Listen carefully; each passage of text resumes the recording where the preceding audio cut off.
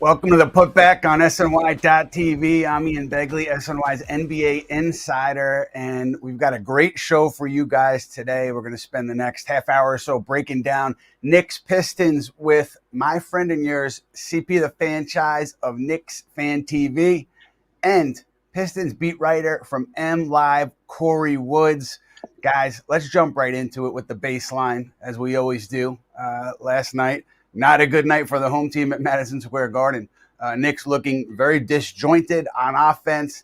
Couldn't get a win against a Pistons team that was without Isaiah Stewart. Series tied 1-1 going to Detroit Thursday, Game 3. CP, your thoughts? Yeah, it was a disappointing performance, Ian, because on the backs of Game 1, where they really needed that 20-0 or 20-1 run to come back and win that game, I expected the Knicks to come back with a more focused energy and execution in Game 2. And then once again, they found themselves down by as much as 15 points in this game and needed another miracle comeback to try to win it. But by and large, Ian, I did not like the approach from the captain in this game in Jalen Brunson. I thought it was way too much isolation basketball, way too much hero ball, a lack of trust in his teammates, and a second half usage rate of 46%. I've been saying it since this playoff started. This should be a different playoff for Jalen Brunson because now he has help, but he has to lean on that help. And so for Karl-Anthony Towns to only have 3 shot attempts in the second half and none in the fourth quarter, there's a serious adjustment that this Knicks team needs to make, or they're going to be going to Cancun early. 1, 2, 3, Cancun. Kory, did this surprise you last night? The Pistons, shorthanded in the Garden, pulling out a win. I mean, what were your takeaways from watching that game?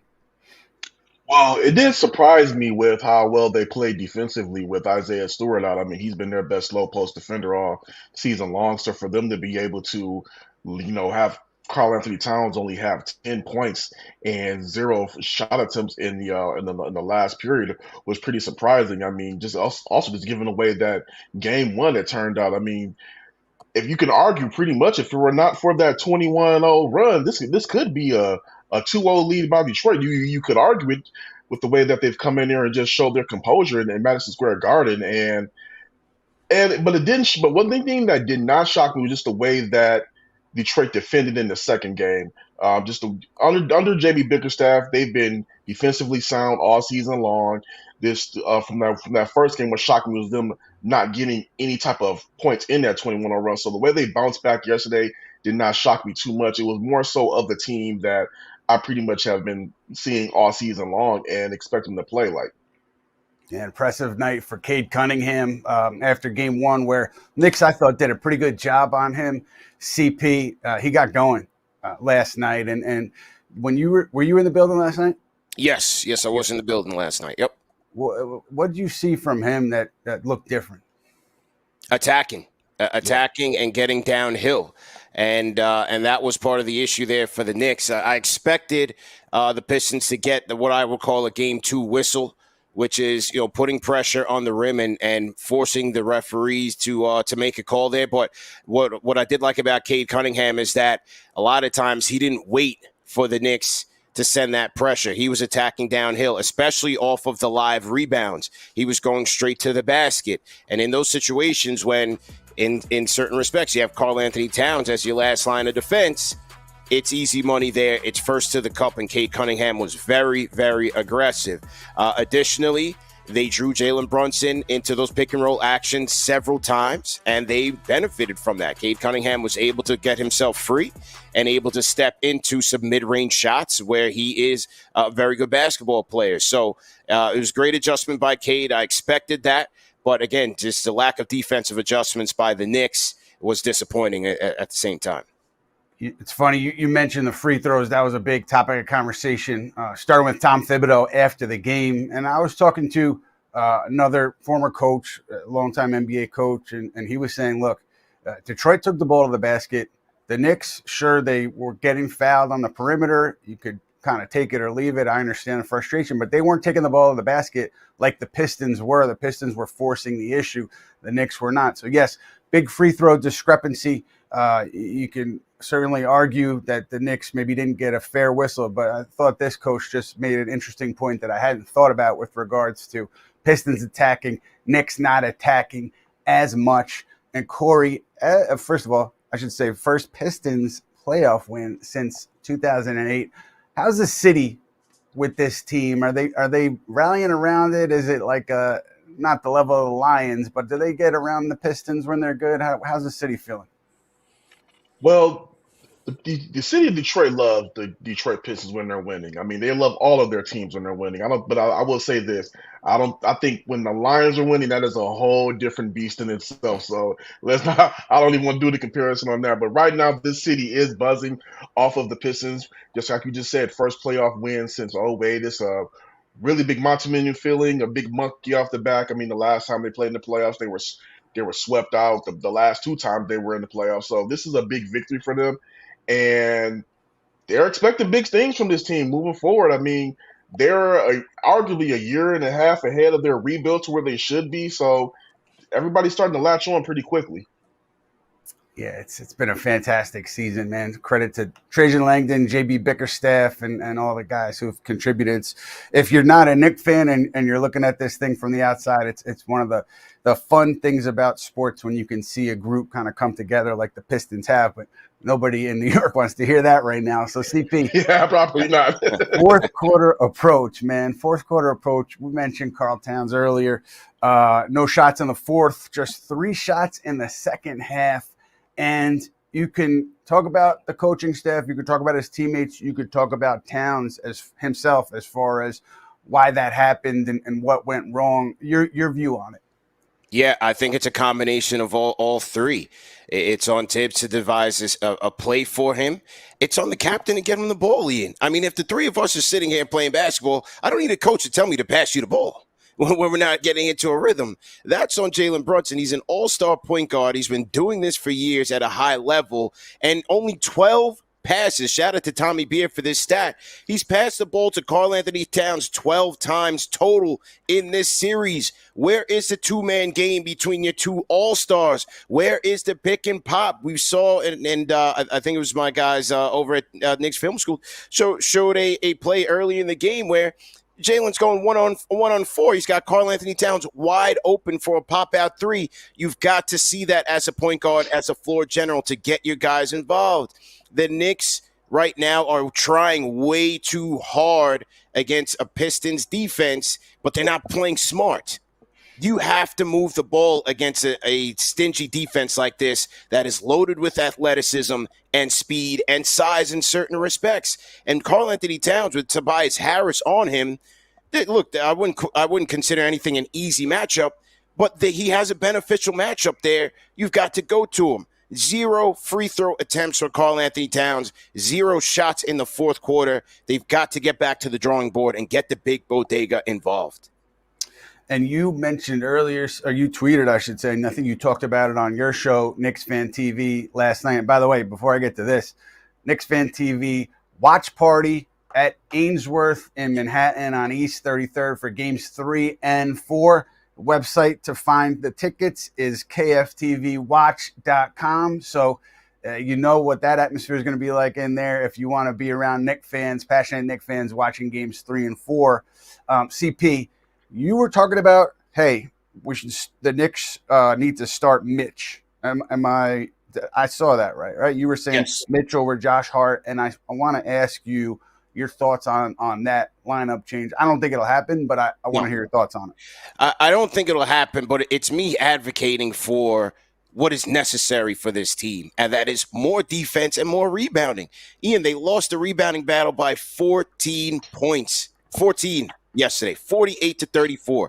They had 7 offensive rebounds for the entire game. If you're going to be throwing shots up like they do, you need boards. And Karl-Anthony Towns, listen, he's a decent rebounder for his size, but he's not an opportunistic rebounder. That is Mitchell Robinson. He has that knack for the ball. You need Mitch's size out there as well defensively. And I think if you have Mitchell Robinson out there helping to get those offensive rebounds, you can limit Cade and these guys from getting out into transition and doing what they do best. But here it is in the fourth quarter. You're trying to get stops, and you don't have all of your best defenders out there. Look, the Hart situation, I love Hart. He's Mr. Intangibles for this team. But if you're going to have him out there being a negative on the offensive side, and his defense has now been consistently porous, then we've got to make that change. The Block Nest monster, Mitchell Robinson, needs those minutes with Karl Anthony Towns to help him.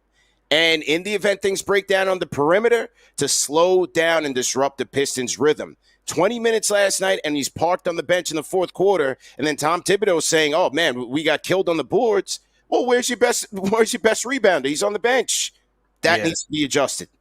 I thought that was an interesting, I think, admission from the coach, and maybe he didn't intend to have it taken that way, but it's obvious that it was, and it's obvious why it was, because the question was about why he went to Mitchell Robinson. I think it was first half. There was a stretch where he's in there for a while. I think he closed the first half with Mitch. Might be wrong on that, but there was a long stretch where he's in there, and Thibodeau was asked about it, and he said Mitchell Robinson was the only one who was rebounding. And a minute earlier, he had said rebounding was the big difference in this game. So maybe CP, you do see more Mitchell Robinson. Yeah, but the A to B logic didn't flow in that post-game press conference. And I don't want to make too much of what players, coaches say or don't say in the post-game pressers, because sometimes it's kind of boilerplate stuff and they're speaking off the cuff extemporaneously and that stuff happens. But this was a glaring one last night. So, yeah, I do wonder if you do see more Mitchell Robinson and Kory.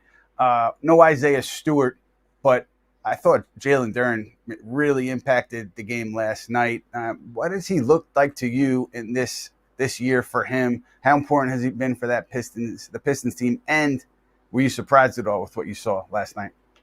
Well, I'll start with the second parts first. I wasn't too surprised by last night's efforts. I mean, I thought the Pistons did a good job of cross-matching Harris cross-matching Harris on the Towns and letting Duren go ahead and get on the Hart, which, let him roam a little bit as a defender, and that, clogged up some driving areas and, disrupt the Towns' rhythm. But when you talk about Jalen Duren and his maturation, I mean, I think the growth he has had under Bickerstaff this season has been monumental, and I think it can only grow from here because, hey, just based off of Bickerstaff's production as the coach and what they've done this year, Pistons are not getting rid of a coach this year. And what I mean by that is in each of Duren's first 3 years in the league, he's had a different head coach, a different big man coach, a different system to learn under, and having that lack of continuity can, disrupt any player, especially one that is as young as he is. So the fact that he's been able to kind of find his footing in the back half of the season,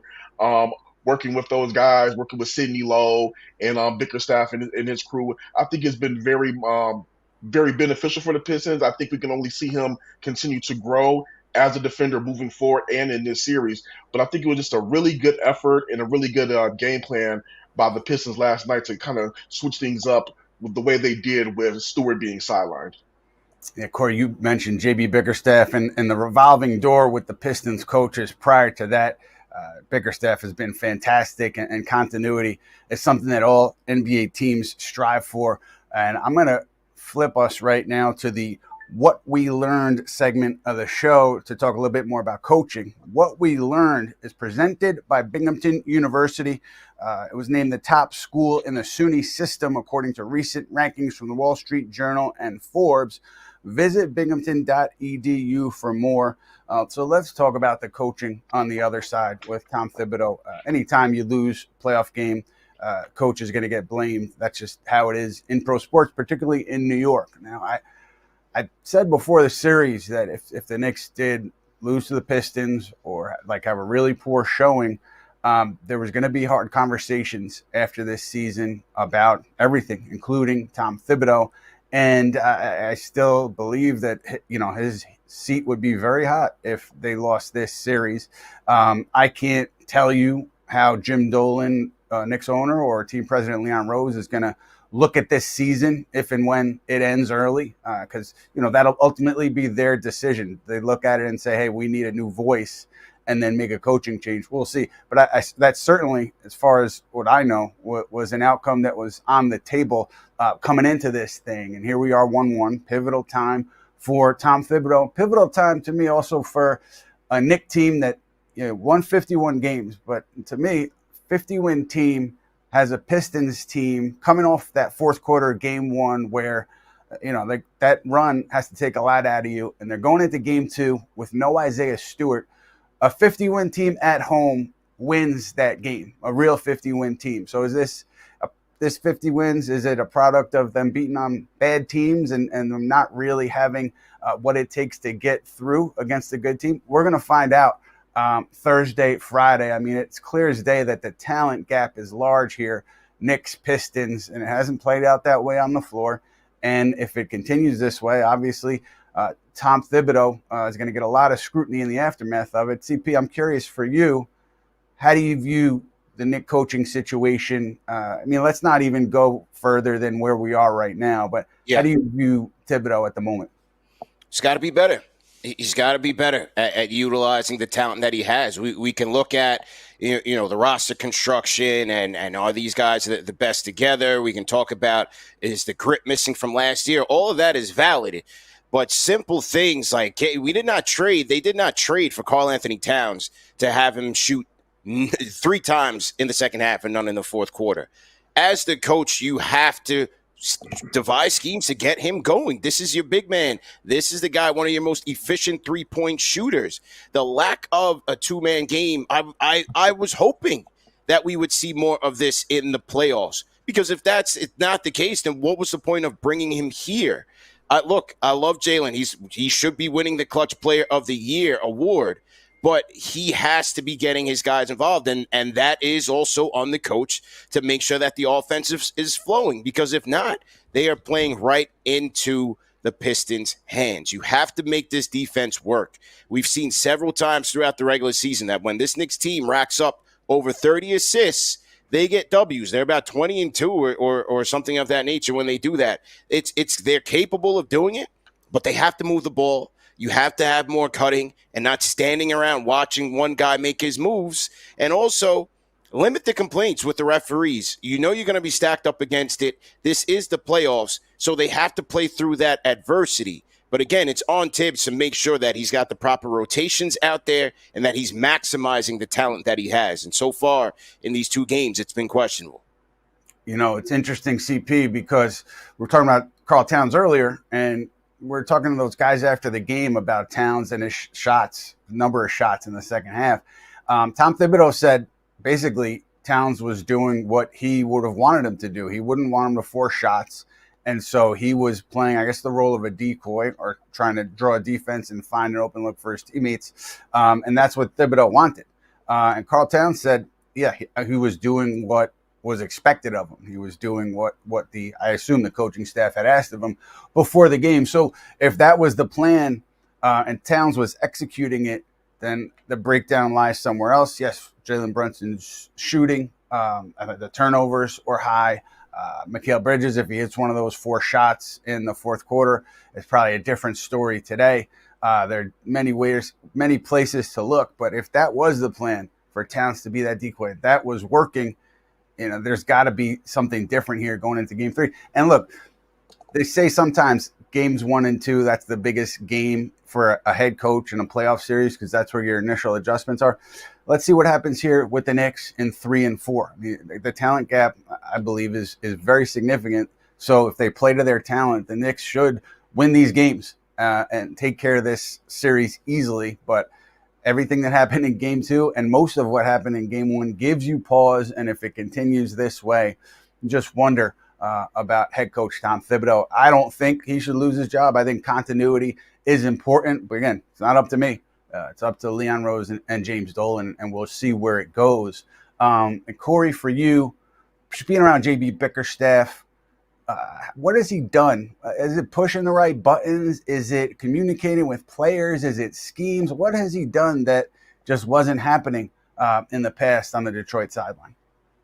Well, if you talk to any of the players in the locker room, specifically their leaders like Cade Cunningham, Isaiah Stewart, some of the guys that have been there, the one thing that JB Bickerstaff did come in there on day one is he told them the truth. And then, in Isaiah Stewart's words, he didn't sell us any stories. He told us the way that it was going to be from day one and what he demanded and what his expectations were. And what you saw is a team that was just hungry to win and hungry to prove that, hey, what happened last year, that 14-68 record, that league record losing streak, that is not us. There was at least, I think there was one point, and I can't recall the game exactly, but I believe the Pistons were, it was after the game, they were like 2-26, and Cade Cunningham said, no way are we this bad. And when JB Bickerstaff first got hired, he said, hey, it's not like the cupboard here is bare. So what Bickerstaff did was he came in there and he had a bunch of guys that were just hungry to win and learn how to win.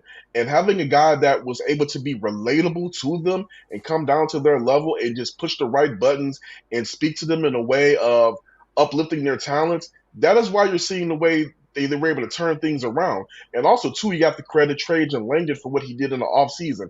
One thing that Detroit lacked last year is they lacked the spacing surrounding Cade Cunningham. He did not have the shooters that he has right now. He didn't have a Tim Hardaway. He didn't have a Tobias Harris. He didn't have a Malik Beasley who went on to hit 300 threes from as a reserve. And so couple on the dot by bringing in all of those savvy veterans and then adding a sneaky one at the trade deadline with Dennis Schroeder, now you're starting to see a team that is able to learn how to win because they have the savvy veterans around them. They have the guys being available to play, which is something that hurt them a lot last year. And they have a coach that is, with no disrespect to Monty Williams, a coach that is a lot more invested in pushing this team to where they need to be. It's just been an interesting turnaround in Detroit, and great job by the Pistons. I know Tom Gores was at game 1. I'm sure he was somewhere at game 2. I didn't see him, but I'm sure they were having a lot of fun with Pistons winning their first playoff game since 2008. And you mentioned Schroeder. I mean, this team, Detroit, shot 5 for 25 to start out game 2 from beyond the arc. And the Knicks losing a game where the opponent shoots that poorly from beyond the arc, I don't think you're going to get that bad of a shooting performance again from this Pistons team in this series. So a squandered opportunity, CP. Mikal Bridges, guy we've talked about a lot all season long, hit shots early on last night, didn't make shots in the fourth quarter. Nobody really did. Your thoughts on Bridges so far, and you know, where are you on, should he do more offensively? Is he where he is? Was he where he should be offensively? Yeah, I mean, on the Schroeder point, that was my X factor for the Pistons in this series, and 20 points off the bench from Schroeder just absolutely dissected us, and you know, it allows Cade to play off ball, and now you have two dynamic ball handlers in the backcourt, putting more pressure on Jalen Brunson and Josh Hart to be on the same page, and we saw yet again another defensive breakdown at a key spot in crunch time. So that was disappointing to see. On the Mikal Bridges front, I thought he started the game off fairly well. I felt like he should have been in a little bit earlier in the fourth quarter, and again, they need to go back to him to get him back into a rhythm. Nevertheless, he had some clutch opportunities in crunch time, and he just didn't hit. He did not hit. You know, some of those shots go in. We're speaking a different tune today. But I want to keep going back to Mikal Bridges. Look, you traded the 5 picks for him. Continue to get him involved. In game 1, I thought his defense was pretty good. Offensively, only 8 points. And I spoke about it yesterday that I expected him to get more involved in the game in game 2. He did. He had his opportunities, but he just was not there. He has to be an outlet for Jalen Brunson. I want to see them going back to him. Is there a moment where he can maybe lead that second unit? Because the Knicks' second unit is in dire straits right now. Allowing Mikal Bridges running some plays for him to allow him to get into his mid-range game. That is his strength. And I want to see the Knicks go to that in game 3 as well. And it's interesting. I mean, Brunson, I'm sure he would say he didn't play up to his standard in game 2, but they still had a shot to win this game in the fourth. And it was right there. And Bridges, one of those shots goes down. And maybe we're talking about a different series right now. And I'm just curious, Kory, for you, this point guard battle, and we're talking about Schroeder as the backup, but he is playing a lot of minutes and he's impacting this team in a big way. I know Detroit was looking for a ball handler, secondary ball handler at the deadline. They obviously got a great one in Schroeder. How has he impacted the group? Is this what you've seen from him all year long? Yeah, it's definitely what we've seen from here all year long. Just been able to take some of the pressure off of Cade. His percentages have been a little bit up and down, but I mean, this, game two was he was just pretty much just lights out, 20 points off the bench. And I thought that was a really big key thing in game two. I mean, the Pistons bench outscored the Knicks 35-8. And what Triller has done for this Pistons team, especially with Ivy being down, is you have a veteran guard on the court that is already battle tested just from playoff experience, world basketball playing experience, and he's been able to kind of settle things down. I believe Trajan Langdon called him somewhat of like a fearless leader, so to say, out there on the court, to kind of be able to keep the waters calm and keep guys from kind of overreacting, keep that anxiety down. And you need that with a young team that has never been in this spot before. So I think that is what Schroeder has brought to this team. Just his experience in battle testing, his awareness of what to do in the right moment. And we saw him just down the stretches play big and not shy away from the moment. Yeah, impressive night last night for the veteran. And veteran on the other side, backup point guard campaign, did not see a lot of minutes at all after that game one performance in the fourth quarter where he essentially won the Knicks the game. He did not play at all. The Knicks have not said anything about an injury to campaign. So as far as we know, information available, he was healthy. We'll find out more tomorrow. The Knicks, I think we'll be able to talk to Tom Thibodeau tomorrow or the next day. We'll find out more, but nothing has been announced about an injury. So this was on its face just a coach's decision going away from a player in pain who I thought, CP, I thought he looked a little bit out of sorts when he was on the floor in the first half, foul trouble. But Thibodeau, I thought might go back to him. It didn't happen. What did you think about the campaign usage in particular last night? Yeah, that's why I call him Cardiac Cam, Ian. He's a perfect player for these cardiac Knicks because it's a flip of a coin in terms of what you're going to get from him on a given night. He was brilliant in game one. And game two, as you said, he was a bit out of sorts. He picks up the 3 fouls early in that first half, and you never heard from him again. But nevertheless, I think, Landry Shamet has been a non-factor in these 2 games. Deuce McBride has been disappointing to me in these 2 games, and the Knicks have no choice but to go to a campaign in certain spots off the bench because just as Kory mentioned in terms of Schroeder's ability in playing alongside Cade, look, campaign is not in Dennis Schroeder's class, but I think the Knicks could use some additional ball handling to alleviate the stress on Jalen Brunson to have to pound the air out of the ball every time. And so we did see that unit with Brunson and campaign. It was Karl Anthony Towns, his OG in that fourth quarter lineup in the first game. That rotation was quite effective. And so that may be a look that the Knicks want to go to allow Jalen Brunson some off-ball opportunities to get the ball moving a little bit and allow the Knicks to play a little bit faster, Ian. I don't like the way that they walk the ball up the floor.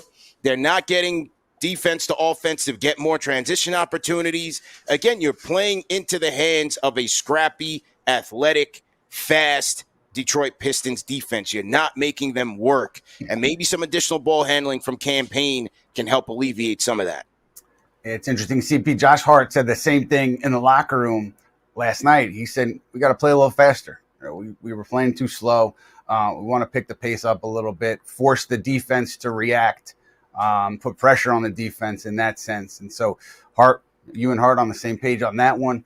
Isaiah Stewart, Kory, what do you think about the injury? Where is he with that? Where are the Pistons on that? Do you think we see him game 3?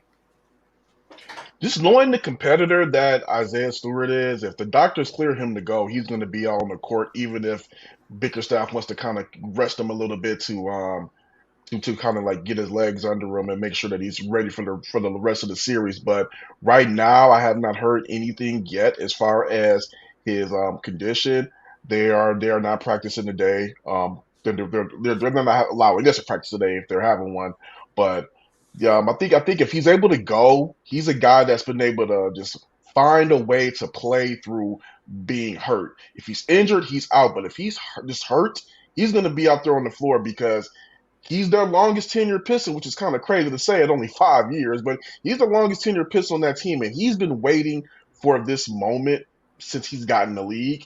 And he pretty much has said that there's going to be nothing that's going to keep him out of it. So I would expect him to go if everything kind of looks good as far as that leg. But remains to be seen. We haven't heard anything just yet.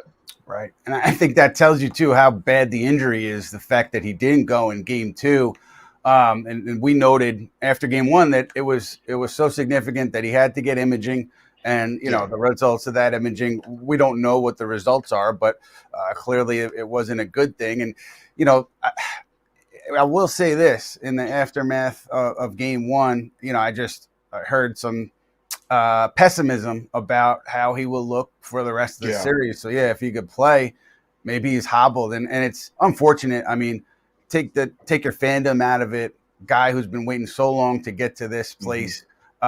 Really early on in game 1, he came down. I think it was off of maybe an alley-oop or a putback, and he landed funny, and then he was moving funny for the rest of the game 1. So I think even if he comes back, he's going to be impacted by that injury, but it's going to be interesting to see where it goes. Obviously, going into game 3, game 4 in Detroit. And a quick one, Kory, for you.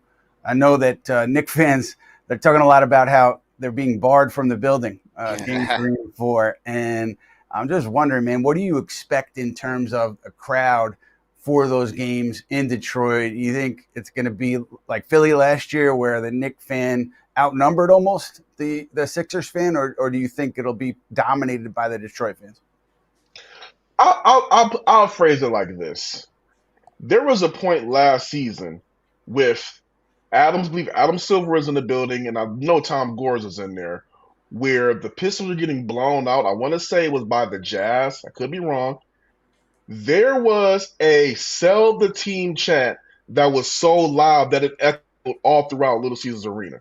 So I say that to say that now with this being a playoff team, I believe that it's going to be a hornet's nest. People are waiting to be able to spend money to come see this Pistons team play meaningful basketball. Yes, they did have a playoff series under Dwayne Casey, but when they were going up against the Bucks, but nobody really even thought they had a chance. I mean, Blake Griffin was on one leg, and nobody really gave that team a shot. They really do feel like this Pistons team has a chance against the Knicks. And while I don't want to say there's a Pistons-Knicks rivalry, I will say, with Detroit's Detroit, New York's New York, and both cities, kind of have like their own little fun, little banter back and forth, just in general. So I think that Thursday and Sunday is going to be a hot Pistons crowd. They've been waiting for this moment, waiting for a chance to see a legit team that could possibly do something special at the LCA. And I don't know about that, how many Knicks fans are going to be in there. We know they travel well. We know they're all over, but I think it's going to be a lot of blue, red, and white in that building. Yeah, I think hopefully there's some alumni, too, because the Knicks have done a good job with their alumni. I know that Chauncey Billups is busy. He's got a job to do, but maybe like a Rasheed Wallace or other guys from that team, Ben Wallace, it'd be fun to see those guys in the building. And yeah, I saw something on Twitter. I haven't verified it, but flying to Detroit, hotel in Detroit, tickets to the game cheaper than a Knick ticket, which is the same thing last year in the Philly series, which is wild. But we are going to transition, gentlemen, to a segment called the Talkback with my friend, your friend, Matt Spendley, the Big Spend. He's going to be relaying some questions from you guys to us, and we'll get into it right now. What's up, guys? How we doing today? CP, want to start right with you, man. So Luke on YouTube, the front office knew what they wanted the offense to look like when they traded for Cat. They have to be annoyed at what Tibbs has them doing. So let's get specific, because I know you mentioned also about Brunson in the fourth, not loving his process, the amount of touches Cat had in the second half. What needs to change for game 3? Let's assume the Knicks and Pistons are in another kind of rock fight at the end of the game, and the offense is coming down to it. What do you need to see from Brunson and Cat and the rest of the offense? Starts with the ball movement. They've got to move the ball and trust one another and stop trying to win the game one possession in one possession. Stop forcing the issue. They have to be aggressive. And one of the things with Cat, one of the things with Jalen Brunson right now is, I don't know if it's the ankle or just the athleticism of the Pistons, he's not getting that separation off the starting block. So he has to use a lot of his pivots. He has to use a lot of his pump fakes. And look, that's going to take a lot of energy out of you. For me, dump it down on Karl Anthony Towns. Let him draw some pressure on Tobias Harris, and maybe you have some cutting Knicks off of establishing Towns in the post, or maybe you establish him in the pinch post and you have some cutters there, or maybe, hey, allow Karl Anthony Towns to shoot the ball. I think the Knicks have to go to him, get him in a rhythm, and allow him to use his gravity to also make his teammates better. It really felt like, too, they did not get him the ball on the low block either. Sometimes with your big man, it's get him close to the paint, close to the rim, and let him go to work. Kory, I want to talk a little bit about Cade also, because obviously he had a great game, and he's kind of the engine of the Pistons. And the Knicks threw OG Anunoby at Cade, and we kind of saw this sometimes when OG's on the perimeter. Obviously that lateral quickness is not always his number one skill. So I was curious for you watching Cade last night, how you thought the Knicks defended him and how they can kind of adjust as the series keeps going. I thought the Knicks defended Cade as well as they could, but what we're seeing right now is this was a quicker Cade than I've seen in recent years. I mean, he was a little bit slower over the past couple years, but last night, and then I'll call him. Let's start back at game one. Game one, they fitted him great, frustrated him. I think I don't want to say the moment got a little bit too big for him, but it's playoff basketball. First playoff game, probably has some jitters. We all know how Tom Thibodeau is, so they did a great job on him. But I believe when I heard him say after that game that it was fun, I'm like, okay, maybe he's probably about to get a little bit more loose in game two. He kind of like, so okay, this is what playoff basketball is. Now I can kind of, free myself up a little bit. And we saw that in game two. You're just seeing a top-notch player and an all-NBA type talent coming to his own, and he's playing quicker than he's ever been. He's in the best shape that he's been in since being in the league, played the most games that he's played since being in the league, and he just gave the Knicks that work. And I'm sure he'll be energized coming back home too. Yeah. CP, I want to come back to you for one. This was just an anecdote or a thought from me watching yesterday, and you mentioned it before. The officiating was obviously a big conversation, but I thought how Brunson and Hart specifically kind of reacted to that. Brunson celebrating when Thompson fouled out. I know that he's done that six fingers thing in the regular season too, where he's excited to foul a guy out, but it felt a little bit, I think at times, and this is just my opinion, like he was looking for contact to make a point versus kind of focusing on pushing the offense forward. So I'm curious for you watching how the officiating impacted the game and knowing it's the playoffs, it's going to be officiated different, how you think they can be better for the rest of the series. Fight through the adversity. I was not surprised at the disparity yesterday. I expect in game two, and I haven't looked at the stats in terms of verifying these things, but just through the 30 plus years of me watching basketball, the team that is typically down 1-0, when they play with that sense of desperation, they will typically get the benefit of the whistle. So I expected it even going into this game. For the Knicks, you have to stop the crying and fight through the adversity. But again, one of the issues is when they're not playing fast and they're in the half court, if you're not going to Towns in the post and trying to draw contact, he had 0 free throw attempts. OG right now is their most reliable slasher with the ball in his hands in terms of getting to the cup. He had 2 free throw attempts, and you're just settling for jumpers. You're not exactly putting a lot of pressure on the Zebras to help you out there. So the Knicks just have to be much more aggressive and fight through it, understanding that this is the playoffs. It's gut check time. Absolutely. And each game is different. All right, Ian, I want to come to you with the last one off of, Jalen and Josh also. Just curious for you being around these guys all the time, feeling like it's the playoffs. They're 100% locked in. I know you spoke with Josh a little bit just about the podcast, all that kind of things that kind of surround them. I know there was, some people that said during the season, are they doing the podcast too much? Every time they lose the pod. So I want to know from your standpoint, as you're around the team, how you feel about that as the playoffs are underway now. Yeah, it's interesting because I was actually going to write about like who they're scheduling for the show during the playoffs. I just assumed that they would be doing it. And so I was asking Josh, how do you schedule stuff during the playoffs? And he said, we're not doing anything during the series.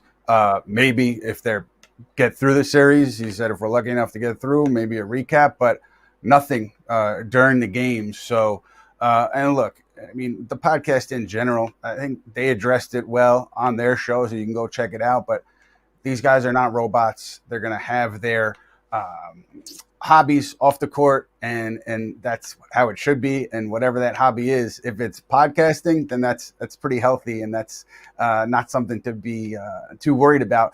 But I do think too, like, I'm not going to claim that I know either of these guys like well. Just being around them though, past couple of years, I think they care just as much, probably more, than anyone.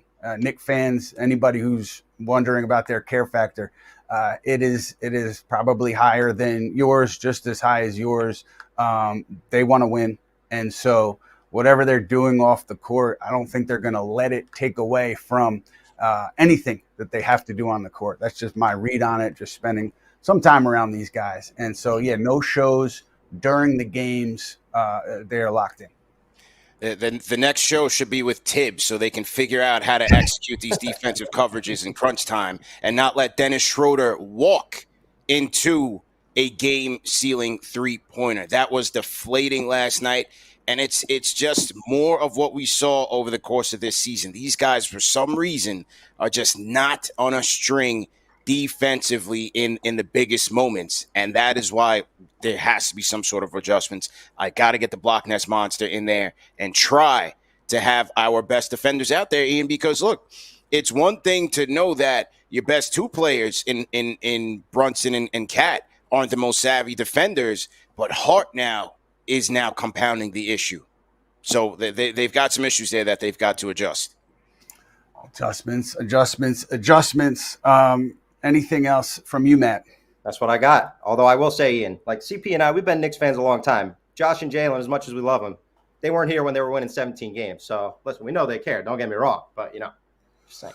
Yes. Well, my only point was, like, their passion for winning and passion for their craft is at the highest level. And so, like, yes, of course, Knicks fans, passionate. They care. They've been through more than maybe any other fan base outside the New York Jets that I know of. And so, yeah, certainly never questioning the passion of this fan base. My only point was these guys are not going to do anything that's going to take away from their approach to the game, and they're going to do everything they can to be at their best. That's all. Just messing with you. It's all good.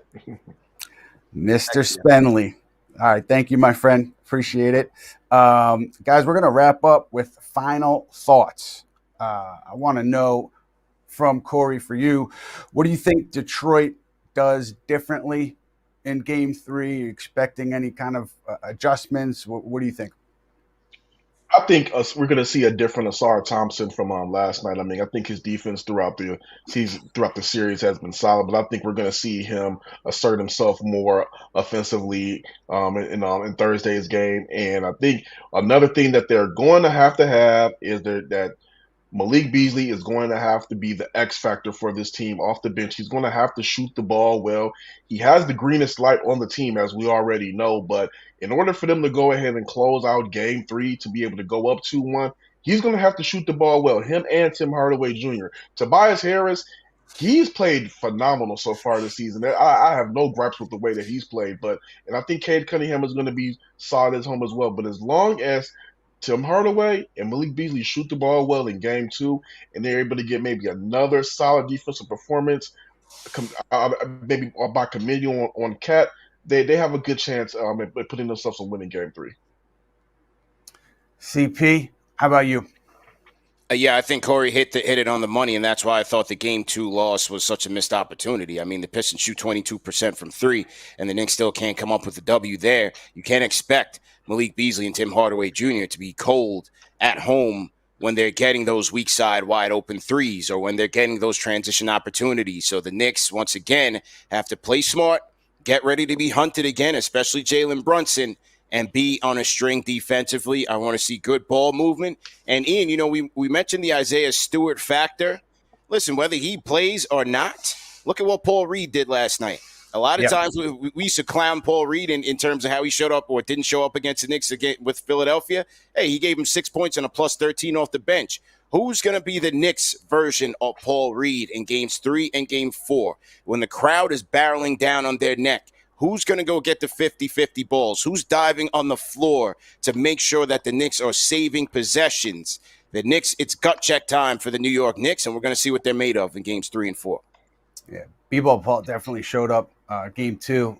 For me, I'll just go quickly. I expect, based on what happened last year's playoffs with Jalen Brunson struggling first couple games and then getting himself going, I would expect Brunson to make adjustments to where whatever those adjustments are, the offense is going to be much better than it was in game 2. That's my expectation. We'll see how it goes, though. We will be out there for Thursday and Sunday, and then we'll be back with you guys with another Putback on Monday to recap what we saw out there, and then to look ahead, depending on where the series is.